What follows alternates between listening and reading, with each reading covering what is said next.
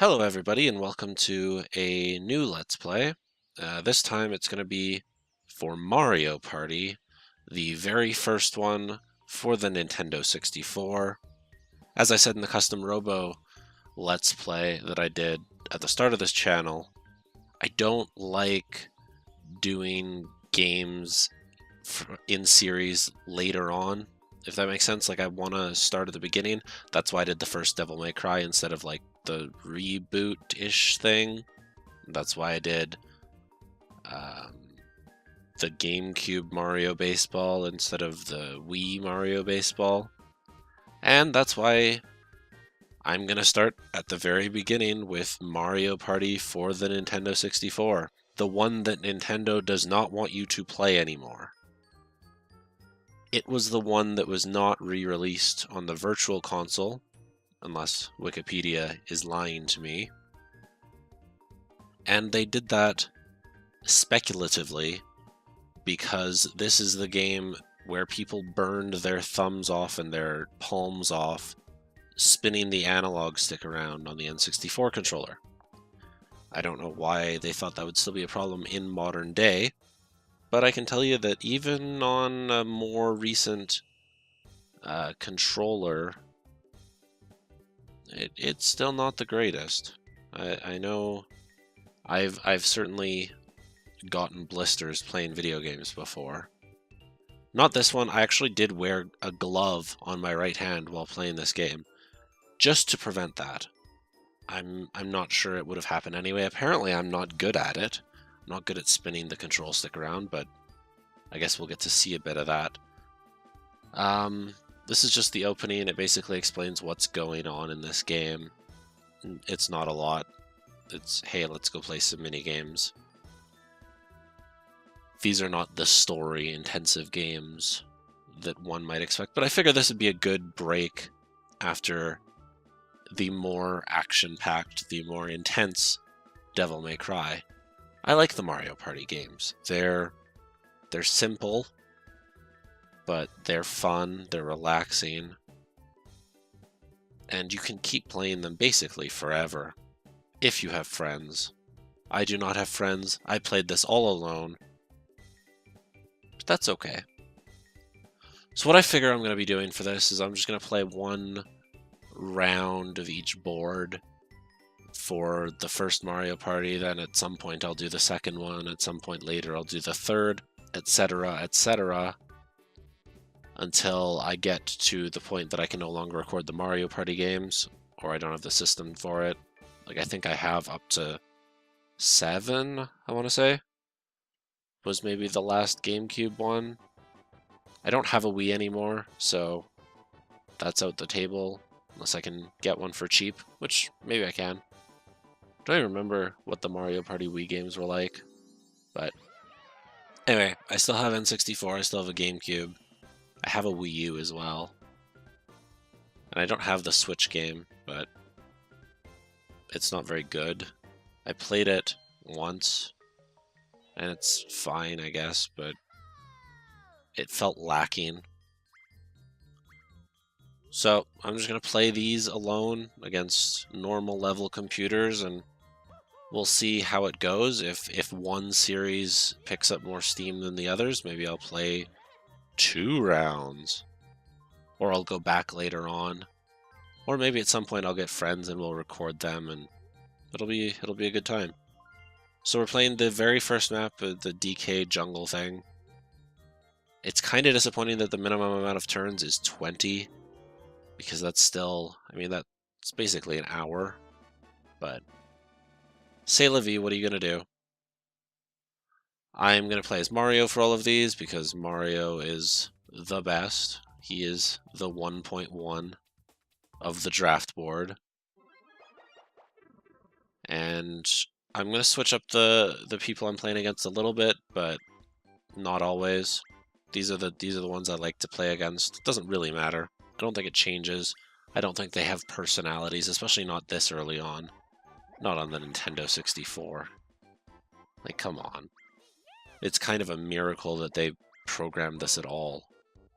I still go back and look at old video games and go, wow, I'm kind of in awe of this. So anyway, for those who are not aware of how Mario Party is played, basically it's a board game.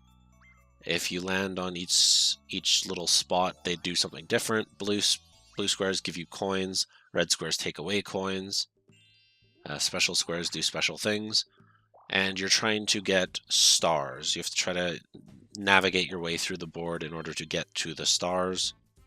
They cost 20 coins, typically, especially in this one. I think it only costs 20 in this one. I don't think there's a way to switch that. And you get, after every round, so after everyone's had their one turn, you all play a mini game, which is in part dependent on what type of squares you landed on. So like if you land on a blue square, someone else lands on a red square, you'll face off against each other.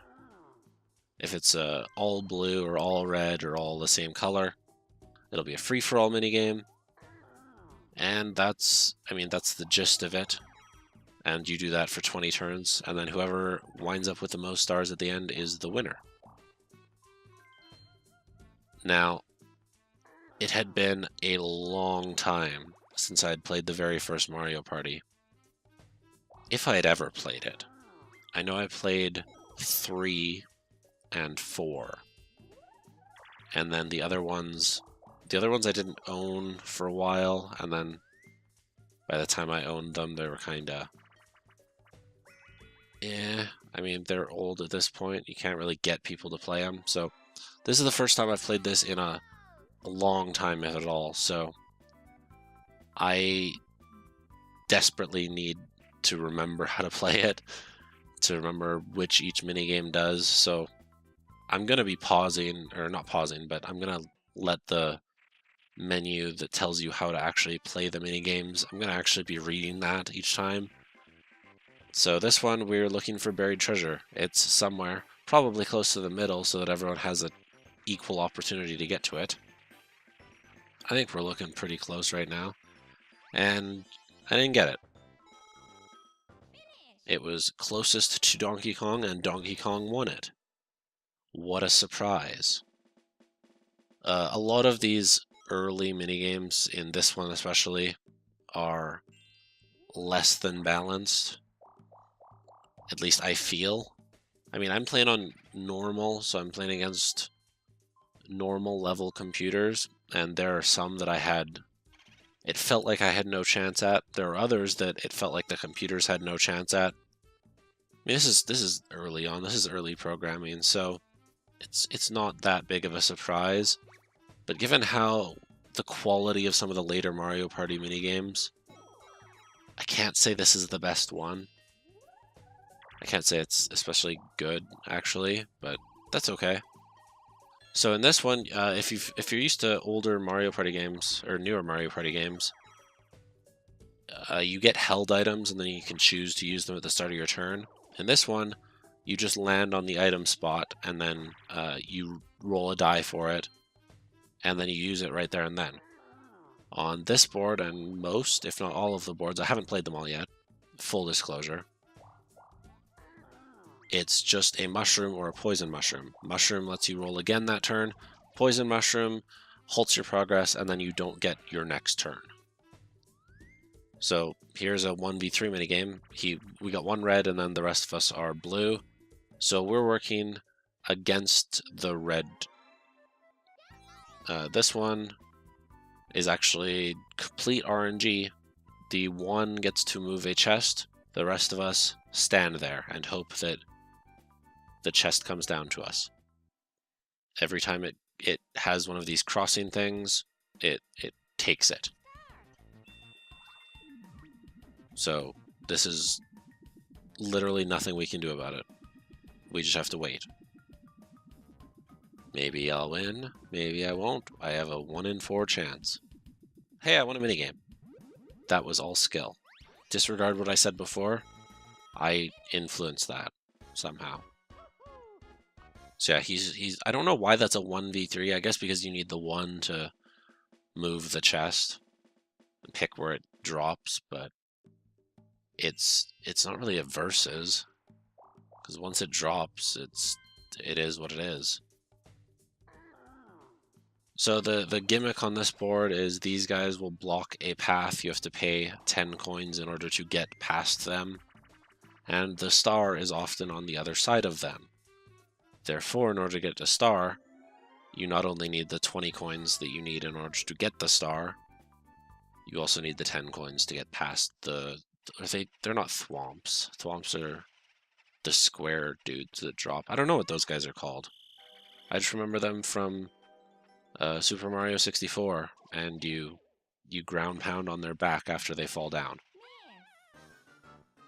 I should know my Mario lore better than this. I really should, but I don't. Anyway, there's also a square on the board that lets you play single-player minigames, which is really, really fun when you're playing against computers because you just don't get to play the video game for a while, and nobody gets to play the video game for a while. This map has a Boo spot where you can either get him to steal coins for free, or if you pay 50 coins, you can steal someone's star. So that's really good if you have the coins for it and you're not really close to a star, and you really want to take someone's star. I mean, it's a +2 advantage, really. You gain one, they lose one. So that's pretty good. Anyway, I'm trying to find out where the star is right now, because I have not played this game in a long time, and this map is one of the more wide open maps, I guess. It has more branching paths, and I actually like this map a lot. Maybe because it's the easiest, maybe not. So I decided to go there, even though I don't currently have the number of coins I need to get the star, after I paid him the 10, for the privilege of going past him. Also, I am the only one with coins right now, and I just got some stolen from me. That is unfortunate, but if he takes less than 7, I can just win a minigame and I'll have enough coins. Okay, so I really, really need to win the next minigame, because therefore, then I can get the star. Then it'll all be okay. DK can't move, he's got that poison shroom, perfect. So I just need to win this. Now, what is this minigame? Skateboard Scramper. So this one, you continuously press B to skate, and then you press A to jump over the thwomps. Seems pretty simple. But I've now played this minigame several times, and it doesn't seem to matter how fast you spam B. The computer will always overtake you. I'm not sure if it's like some Mario Kart. Also, I didn't know that was there, having not played this minigame before, or at least not in several years, probably over a decade. See, like right now, I am spamming as fast as I can, and we are all tied. And then, like, I don't see how Peach actually won that. It looked equal to me, but it decided that she won that. I also didn't get the bag of money, so I didn't get 5 coins from that, which is really too bad. Anyway, Peach is going to go get the star now. But she doesn't have enough. Sucks for her. There's another Boo down here, so she's going to steal some coins. Going to take it from Luigi, who has the most coins, so that makes sense. But she only got 3. I'm not sure if this Boo is just less efficient, or if it's just complete RNG.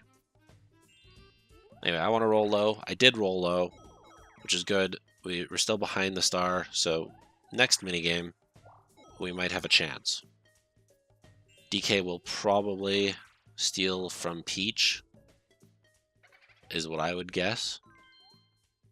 And he did. Okay, good. Thinking like a computer. See how many coins he gets. Not a bad haul. And we're all pretty much equal coins right now, which is okay. I mean, at this point in Mario Party, it doesn't really matter how well you're doing, because you can go from first to last on, like, the last turn. The game gets stupidly fluky, and it's just it's frustrating. Like, this is one of the most chill games you can play, but also it's one of the most frustrating because much like Mario Kart, just one play can just ruin it for everyone. Okay, so this game is there are 5 little mini Bowser Bob-omb thingies. We have a key, we're trying to get it to the platform. We can pass the key to each other. We're trying to work together. I mean, it's key Pawe. And I don't even have to do anything. I can just chill. Cool, we won. The computers are very good at this game, it turns out. I didn't have to do anything. Luigi passed to DK, and they won.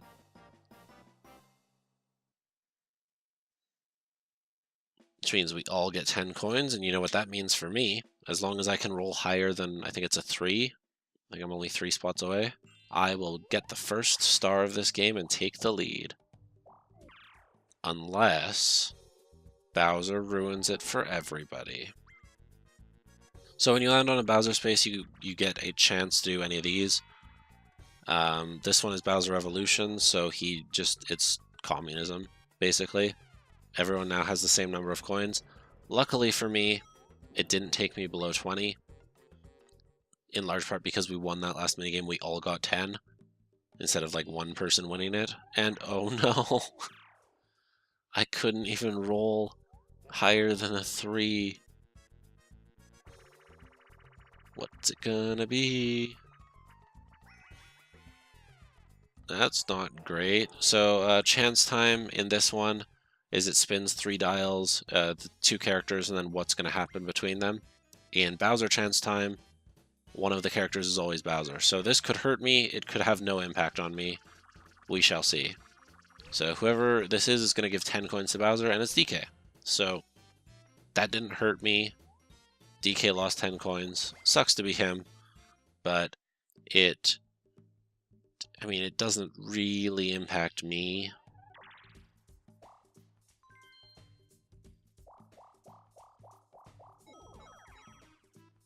Luigi had nothing of a turn. And now, because we stole those coins from DK, he cannot afford a star. So that actually worked out ridiculously well for us. For me. I say us as if you're playing, but you're not. You're listening to me talk about me playing.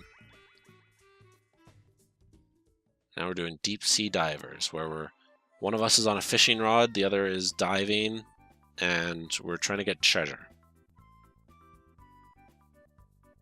It's a simple minigame.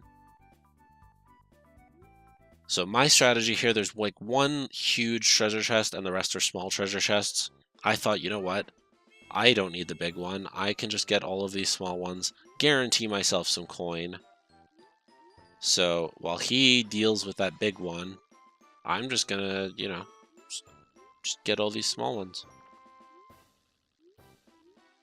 It turns out you can do it easily with a human because they can just mash A. You mash A and you eventually bring it up. But like, see Luigi there, he would have drowned. And he wasn't able to even bring it up. So now I should have gotten it there, is what I should have done, because it landed on that platform. And I was I thought it dropped all the way to the bottom. So, okay, so we got some coins. That's fine. We're still, I think we're still in the lead. We've got way more treasure chests. We're much better. Now, can I grief him? I kind of want to see if I can grief him, but I don't think you can. I think it just the collision detection is nothing. So let's see, did we win? We got 14, they got 13, so we did actually win. We got more. My strategy was smarter. As long as he doesn't bring it up on the first try. If he had gotten it up on the first try, we would have lost. It wouldn't have paid off, but did pay off, and now I get the first star. I get to take the lead, which could be good, could be bad. There are a lot of ways to grief your opponent in this game, to reuse a phrase I just used. it's ridiculously simple to take stars from people. I mean, you've got the boost slots, you've got chance time. And now I'm a target, so this early on, you don't necessarily want a star, but it's really hard to turn down a star if you're there. So we'll go for it. We'll see. See if this pays off. I'm still learning the Mario Party strats, considering the games are different. The AI is different in the later games, and those are the ones I played the most. Mario Party 4 was my first GameCube game. It's the game that came, I don't know if it came bundled with the GameCube, but it's the game I got with the GameCube. I think it was bundled, if my memory's right. Which is weird, because I didn't have two controllers for a while, so I just had to play single-player Mario Party 4. Which I think that was the casino-themed one, I think. At least there's some sort of casino part to it. Because it had all the characters, and yeah, I'm pretty sure it was all casino-themed. Yeah, we'll find out eventually when I play it again. So this one is basically, it's a rhythm game. You just gotta match with the beat. It shows it to you, and then you press A when it's on the thing. It's... I can't imagine anyone has trouble with this, but I guess some people do, maybe.